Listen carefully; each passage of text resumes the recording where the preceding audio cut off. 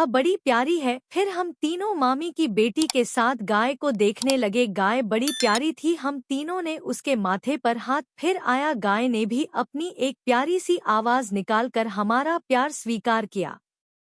फिर मामा जी की बेटी ने अपने आप ही हम सबको अपना घर दिखाना शुरू किया। वह एक एक कमरा हमें दिखा रही थी। फिर उसने नानी का कमरा खोला। इतने में मनोज जीजा जी और माँ पिताजी और मामा जी भी अंदर से आ गए। नानी की एक बड़ी सी तस्वीर प्यारी सी मुस्कान वाली दीवार पर सामने लगी हुई थी। वह देखते ही हम सब उदास हो गए। माँ रोकर कहने लगी, माँ यह कैसा समय आ गया जब आप हमारे बीच नहीं हो। देखो मेरा भरा पूरा परिवार तुमसे मिलने आया है, लेकिन प्यार से इनके सर पर आप हाथ रखने के लिए नहीं हो। माँ को मामा जी और मामी जी ने दिलासा दिया और कहा, माँ आप सबको हमेशा अपना आशीर्वाद देती रहेगी, चाहे आप सब कहीं भी रहो। फिर हम तीनों भी कहने लगे कि नानी तुम कहती थी ना कि हम सब आपको मिलने जरूर आए, तो देखो नानी हमने अपना वादा पूरा किया, हम सब आपसे मिलने आए हैं।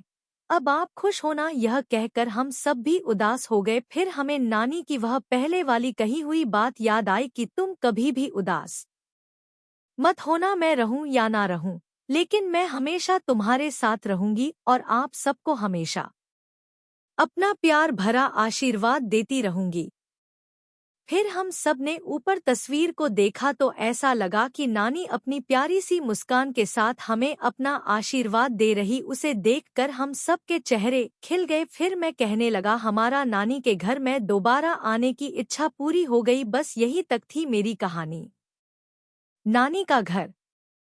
कैसी लगी यह कहानी दोस्तों? इसे पढ़ना और अपने बड़े बुजुर्गों के साथ बिताए हर पल को अपनी याद बनाना और जीवन में उस याद को हमेशा जिंदा रखना। कभी भी कोई मुश्किल आए तो उनकी कही बातों को याद करना। मुझे विश्वास है उन्हें याद करते ही सब मुश्किलें चुटकी में खत्म हो जाएगी। कैसी लगी यह नानी की कथा?